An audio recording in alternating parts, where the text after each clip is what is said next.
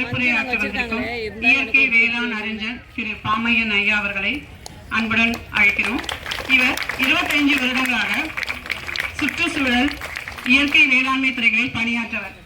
ஓய்வு பெற்ற பின் எந்தவித எதிர்பார்ப்புமின்றி விவசாயிகளுக்கு இயற்கை விவசாயத்தை பற்றியும் கெமிக்கல் ஃபர்டிலைசர் பற்றியும் கெமிக்கல் பெஸ்டிசைட்ஸ் பற்றியும் விவசாயிகளுக்கும் மக்களுக்கும் ஏற்படும் பாதிப்புகள் பற்றியும் எளிமையாக புரியும்படி நேரடியாகவே கூட்டங்களுக்கு சொல்லி தருவார். அப்புறம் யூடியூப்ல இவருடைய வீடியோக்கள் அதிகமா இருக்குங்க, எல்லாரும் போய் பாருங்க. திரு பாமையன் ஐயா அவர்களை சிறப்புரையாற்ற அன்புடன் அழைக்கிறோம்.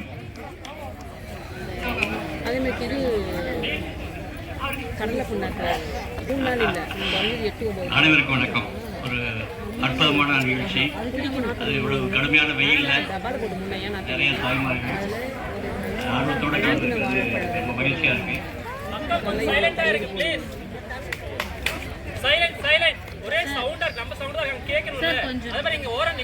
பொதுவாக மாடி தோட்டம் அப்படிங்கிறத பத்தி நான் பெருசா பேசுறது இல்ல, பேசின வாய்ப்பு இல்லை. இப்பதான் முதல்ல உங்களோட பேசுறேன்.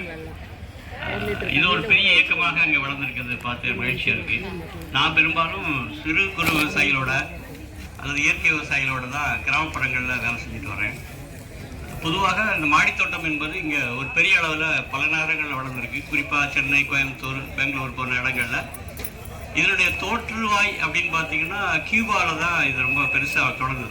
முதல்ல கியூபா நாட்டில் தான் இந்த நகரிய பண்ணையம், அர்பன் ஃபார்மிங் அல்லது மாடித்தோட்டம் அல்லது வீட்டு தோட்டம் அப்படிங்கிறது. அதுக்கு முன்னாடி நம்முடைய கிராமங்களில் சின்ன சின்ன புழக்கடை தோட்டம் சொல்லி வீட்டுக்கு பின்னாடி பயிர்கொழி போடுறது பழக்கம் இருந்தது. ஆனால் இது ஒரு நகர்ப்புறம் சார்ந்து இருக்கக்கூடிய முறை இப்போ தான் இங்கே வளர்ந்துருக்கு. இதில் ஒரு சில கருத்துக்களை நான் தொழில்நுட்ப ரீதியாக உங்களுக்கு பயன்படுற மாதிரி சொல்லலாம்னு நினைக்கிறேன். பொதுவாக மாடித்தோட்டம் வழங்கக்கூடியவங்களை நான் பெரும்பாலும் பார்த்துருக்கேன்.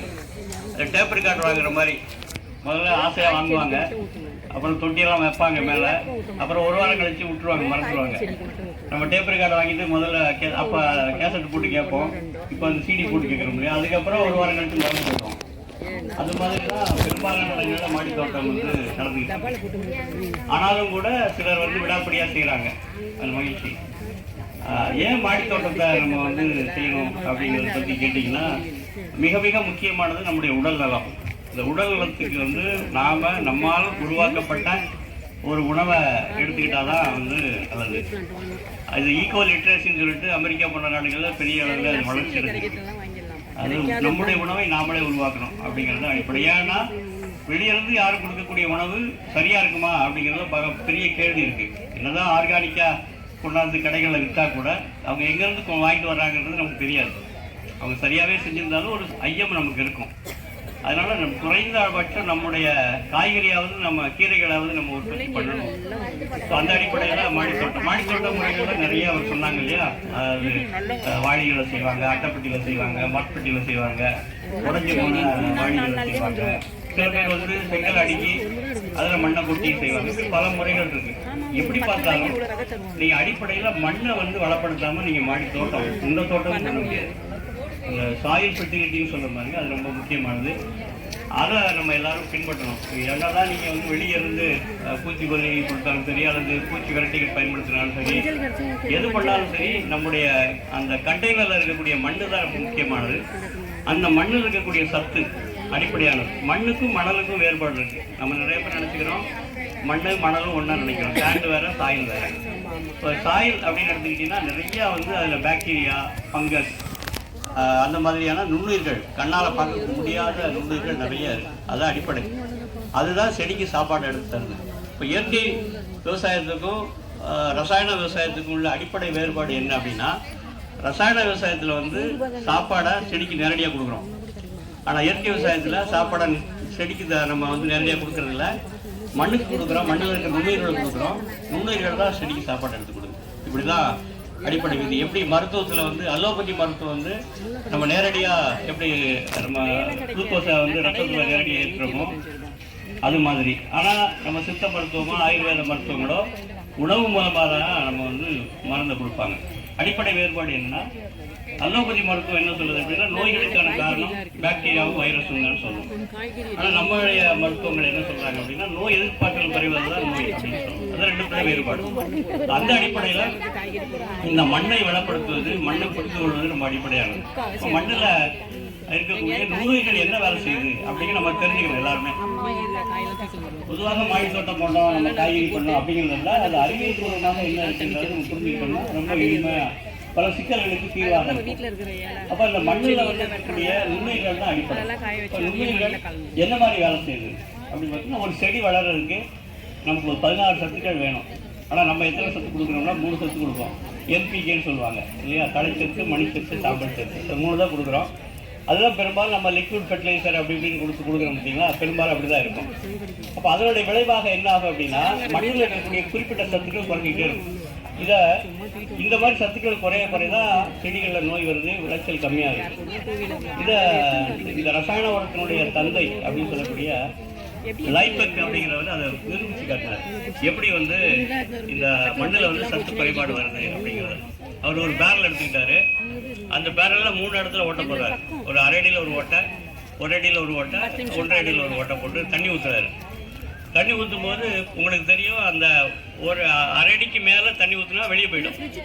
அப்போ அந்த எப்பயுமே அந்த பேரல் நிரம்பாது, ஓட்ட பேரலாக தான் இருக்கும். ஸோ அந்த மாதிரி நம்ம மண்ணில் தேவையான சத்துக்கள், எடுத்துக்காட்டால் மாலிப்டினம் அப்படிங்கிற சத்து தேவையை விட ஒரு விழுக்காடு குறைவாக இருந்தால் கூட எவ்வளோ யூரியா போட்டாலும் வேலை செய்யாது. அதே மாதிரி தான் இப்போ நம்ம உடம்புலையும் அப்படிதான். இப்போ சர்க்கரை நோய் சொல்கிறோம் இல்லையா, நீரிழிவு நோய், அதே மாதிரி எல்லாருக்கும் இருக்கும்னு நினைக்கிறேன். அது நகரப்புறத்தில் வாழ்கிற வீடுகளுக்கு வீட்டுக்கு ஒருத்தராவுக்கு ஒரு சர்க்கரை நோயாளி இருப்பாங்க. அவங்க காலையில் போகும்போது பேசிட்டு போவாங்க. ஒரு கிரிக்கெட் கவுண்ட்டு சொல்கிற மாதிரி ஒருத்தருக்கு ஒருத்தர் பேசிக்கிட்டே போவாங்க. அந்த மாதிரி ஆயிடுச்சு. அதுக்கு என்ன காரணம் அப்படின்னா, நம்ம சாப்பிட்ற சாப்பாடில் முழுமையான சத்துக்கள் இல்லை. பெரும்பாலும் நம்ம தீட்டப்பட்ட அரிசி சாப்பிட்றோம், வெள்ளை வெள்ளையர்னு அரிசி, மென்மையான பொருளாக சாப்பிட்றோம். அது அடிப்படையான நுண்ணூட்டங்கள் இல்லை, மைக்ரோ நியூட்ரியன்ஸ் சொல்லுங்க, அது இல்லை. அதனால நம்ம உடம்புல இன்சுலின் சுரப்பது குறைஞ்சி போச்சு. இப்போ இன்சுலின் சுரக்காதனால நாம் எடுத்துக்கக்கூடிய அந்த சர்க்கரை அல்லது சீனியோ சர்க்கரையோ வெல்லமோ இனிப்புகள் நம்ம உடம்பு எடுத்துக்கொள்ளாமல் வெளியே போயிடுது. அதுதான் நீரிழிவு நோய். அப்போ அங்கே இன்சுலின் அப்படிங்கிற ஒன்று தேவைப்படுது. அது போல தான் மண்ணுக்கு இந்த 16 சத்துக்கள் எல்லாமே தேவைப்படுது. அப்போ நம்ம எல்லா சத்துக்களையும் எப்படி சேர்த்து கொடுக்கறது அப்படின்னா, இப்போ கிராமப்புறங்கள் என்ன பண்ணுவாங்கன்னா, அந்த காலத்தில் இப்போ கொஞ்சம் கொஞ்சம் மாறி இருக்கு. முன்னாடி பார்த்தீங்கன்னா இந்த குளத்து வண்டல் அடிப்பாங்க. நிறைய பேருக்கு கிராமத்துலேருந்து வந்தவங்களுக்கு தெரியும், வண்டல்னு சொல்லுவாங்க, சில்ட்டுன்னு சொல்லுவாங்க. அதை வடித்து கொண்டாந்து நிலத்தை போடுவாங்க. அந்த சில்ட்டில் தான் எக்கச்சக்கமான அந்த பகுதியில் இருக்கக்கூடிய எல்லா நுண்ணூட்டங்களும் சேர்ந்து போயிருப்பாங்க, குளத்தில் போய் சேர்ந்து கிடக்கும். அதை வழித்து கொண்டாந்து நம்ம போடுவாங்க. அப்போ அந்த நுண்ணூட்ட சத்து குறைபாடு என்பது சரி செய்யப்பட்டுரும். ஆனால் நம்ம எப்போ அதை நிறுத்திட்டு ரசாயன உரங்களை போட ஆரம்பிச்சோமோ அப்போ இந்த நுண்ணூட்ட சத்துக்கள் குறைவாயிடுச்சு. அதனால நீங்கள் 1970 கிடைச்ச விளைச்சல் இப்போ இல்லை. ஒரு ஏக்கரில் எவ்வளோ ரசாயன உரம் போடுறோமோ அதுக்கு இணையான விளைச்சல் பார்த்தீங்கன்னா குறைஞ்சிட்டே வந்துடுச்சு. இப்போ 1 கிலோ யூரியா போட்டு 2 கிலோ நெல் எடுக்கிறாங்கன்னு வச்சுக்கலாம், எடுத்துக்காட்டுன்னு சொல்கிறேன்.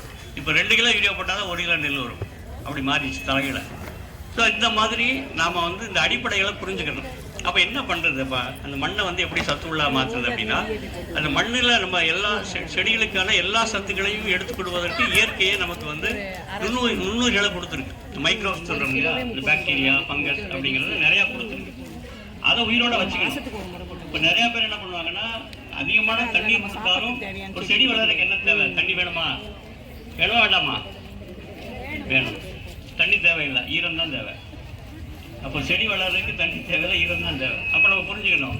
அப்போ நிறைய தண்ணி ஊற்றுனீங்கன்னா என்ன ஆகும், அந்த வேர்கள் மூச்சு விட முடியாது, அது செத்து போயிடும். நம்ம எப்படி நம்மளோட தண்ணிக்குள்ள மூழ்கி வச்சோம்னா செத்து போயிடுமோ, அதுபோல் வேர்களையும் நீங்கள் அளவுக்கு மீறி ஒரே ஒரு பயிர் தாக்கு பிடிக்கும், அது நெல். அதை விட இன்னொரு பயிர் தாக்கு பிடிக்கும், அந்த மேக்ரோ காடு சொல்லுவோம், அலையாத்தி காடுகள், அங்கே இருக்கக்கூடிய கண்டல் மரங்கள், அலிசீனியா கண்டல் சொல்லக்கூடிய அந்த சில்ட் ரூட்டுன்னு ஒன்று இருக்கும், அந்த மூச்சு வேர்கள், அது வெளியே சுவாசிக்கும். மற்ற காய்கறிகளுக்கெல்லாம் அந்த மாதிரி ஆட்கள் கிடையாது. அதனால நம்ம தண்ணீரை அளவுக்கு மீறி பயன்படுத்தக்கூடாது இயல்பாகவே. அதே போல் அதிகமாக காய விடக்கூடாது. அந்த பேலன்ஸ் கரெக்டாக வச்சுக்கணும், அதுதான் அடிப்படை. அப்போ அந்த பேலன்ஸ் ஏன் இருக்குது அப்படின்னா, அங்கே தான் நுண்ணுயிர்கள் நிறைய உள்ள இருக்கும். இப்போ நுண்ணுயிர்கள் எடுத்துக்கிட்டிங்கன்னா, இப்போ எடுத்துக்கிட்ட அசோஸ்பைரலம் அப்படின்னு சொல்ல முடியாது. அந்த நுண்ணுயிர்களுடைய வேலை என்னன்னு புரிஞ்சுக்கணும்னா, கடவுள் மாதிரி 3 வேலை செய்யுது. படைப்பு, காப்பு, அழிப்புன்னு சொல்கிறோம் இல்லையா? படைத்தல், காத்தல், அழித்தல் சொல்கிறோம் பார்த்தீங்களா? அந்த மாதிரி 3 வகையான வேலைகளை அந்த நுண்ணுயிர்கள் செய்யுது. இப்போ எடுத்துக்காட்டா, இப்போ செடிக்கு தேவையான சாப்பாடை எடுத்து கொடுக்குது. இப்போ அசோஸ்பைரிலம், பாஸ்போபாக்டீரியா, அப்புறம் அசிடோபாக்டர், ரைசோபியம் அப்படின்னு சொல்கிறோம் பார்த்தீங்களா? நிறைய இப்போ கண்டுபிடிச்ச பாக்டீரியாக்கள் இது எல்லாம் பண்ணுதுன்னா தழைச்சத்தை எடுத்து கொடுக்குது. தழைச்சத்துங்கிறது நம்ம யூரியா மாதிரி. அப்புறம் பொட்டாசியம் சொல்கிற சாம்பல் சத்தை கொடுக்குது. பாஸ்பேட்டுங்கிற மணிச்சத்தை எடுத்து கொடுக்குது. இதெல்லாமே மண்ணிலேருந்து எடுத்து கரையாத நிலையில எடுத்து கொடுத்துக்கிட்டே இருக்குது. படைக்கிற தொழில், சமைச்சு கொடுக்குற மாதிரி அம்மா எப்படி சமைச்சு நமக்கு சாப்பாடு போடுறாங்களோ அதுபோல் சமைச்சு கொடுக்குற அந்த படைத்தல் தொழிலை பண்ணுது. இன்னொரு வேலை என்ன பண்ணுது அப்படின்னா, சில தீமை செய்யக்கூடிய, இப்போ நம்ம தேங்காய் பால் மோர் கரைசல் அல்லது பஞ்சகவ்யம் அப்படின்னு சொல்லிட்டு தெளிக்கிறோம் பார்த்தீங்களா? இந்த மோரை அடிப்படையாக கொண்ட கரைசல். அதில் மோரில் பெரும்பாலும் தயிர் மோரில் ஈஸ்ட் இருக்குது. அந்த ஈஸ்ட்டுங்கிற பாக்டீரியா என்ன பண்ணும்னா தீமை செய்கிற பாக்டீரியாக்களை இப்படி சாப்பிட்டுட்டே இருக்கும். அதுக்கு ஒரு திறமை இருக்குது. இந்த ஆக்டினோமைசிஸ் சொல்லக்கூடிய அந்த பாக்டீரியாவும் இங்கே சேராது. அது ஃபங்கஸில் வராத ஒரு உயிர். அது அதே மாதிரி ஒரு சீட்டு மாதிரி இருக்கும். இப்போ நல்ல மழை பெய்கிற நேரத்தில் நீங்கள் கிராமப்புறங்களில் போனீங்கன்னா, சென்னையிலாம் அப்படி கிடைக்காது. நீங்கள் கிராமங்களுக்கு வந்தீங்கன்னா நல்ல ரொம்ப உள்ளே இருக்கக்கூடிய கிராமங்களுக்குள்ள போனீங்கன்னா நல்ல வெயில் அடித்தப்போ திடீர்னு ஒரு மழை பெய்யுதுன்னு வச்சுங்க, அப்போ ஒரு மண் வாசனை வரும். அதுதான் ஆக்டினோமைசிஸ் என்று சொல்லக்கூடியது. அற்புதமாக இருக்கும். அது இருந்துச்சுன்னா அங்கே நிறைய தீமை செய்கிற பாக்டீரியாக்கள் வராது. சரி, ஒரு இடத்துல தீமை செய்கிற பாக்டீரியா இருக்குது, நன்மை செய்கிற பாக்டீரியா எப்படி கண்டுபிடிக்கிறது? தெரியும் தானே?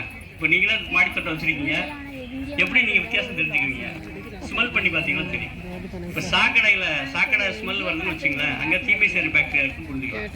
ஒரு புளிப்பும் இனிப்பும் கலந்த ஒரு மனம் வருதுன்னு வச்சுங்களேன், அங்கே நல்ல பாக்டீரியா இருக்குன்னு புரிஞ்சுக்கலாம். அப்போ உங்கள் மண்ணில் பார்த்தாலும் தெரியும். நீங்கள் தண்ணி ஊற்றி கருப்பாக மாறிடும். அப்போ கிட்ட போய் பார்த்தீங்கன்னா ஒரு கெட்ட ஸ்மெல் வரும். அப்படின்னா சோலி முடிஞ்சதுன்னு அர்த்தம். அப்போ நீங்கள் மாற்றி ஆகணும், வேற ஒரு உயிர்களை கொண்டாடணும். அப்போ இந்த பாக்டீரியாக்கள் இருக்கு இல்லையா, இது 2வது சொன்னது இந்த பாதுகாப்பு வேலை. இன்னொரு வேலை என்ன அப்படின்னா, சில தீமை செய்கிற பாக்டீரியாக்களை கொல்லும். அந்த வேலையை செய்யுது. எப்படி தடுப்பறன் போல ஆக்டினோமைசிஸ் இருக்குதோ அதுபோல தீமை செய்யக்கூடிய பாக்டீரியாக்களையும் கொல்லக்கூடிய திறமை படுத்தது. இப்போ நிறைய பாக்டீரியாக்களை இப்போ லேபில் செஞ்சு கூட கொடுக்க ஆரம்பிச்சிட்டாங்க. இப்போ வேளாண்மை துறைகளில் தனியார் நிறுவனங்களை செய்ய ஆரம்பிச்சிட்டாங்க. அது அப்படி பண்ணி கொடுக்குது. அப்போ இந்த பாக்டீரியாக்கள் வளர வளர நம்ம அதிகமாக மண்ணில் இருக்க நமக்கு விளைச்சல் அதிகமாக இருக்கும். இதை நம்ம மனசில் வச்சுக்கணும். சரி, அந்த பாக்டீரியாக்களுக்கு என்ன இருக்க வைக்கணும், என்ன பண்ணணும்? இல்லை பிரியாணி எதுவும் கொடுக்கணுமா? அப்படியெல்லாம் ஒன்றும் தேவையில்லை. கழிவுகளை கொடுத்தா போதும். அது தாவர கழிவையும் விலங்கு கழிவையும் சரியாக கொடுக்கணும். அது நிறையா பேர் நம்ம செய்கிறதில்ல. இப்போ கம்போஸ்ட்னு சொல்கிறாங்க பார்த்தீங்களா? கம்போஸ்ட்னு மக்கு உரம். அந்த கம்போஸ்ட்டை நம்ம எல்லாரும் செய்ய தெரிஞ்சுக்கணும். பொதுவாக மாடித்தோட்டம் போடக்கூடியவங்க பெரும்பாலும் மரங்கள் இருக்கும்போது நிறைய இலைகள் கொட்டி விடும். இப்போ இலைகளை என்ன பண்ணுவாங்க, இங்கே நகரத்தில் சேகரித்து தீ வச்சு கொளுத்திடுவாங்க.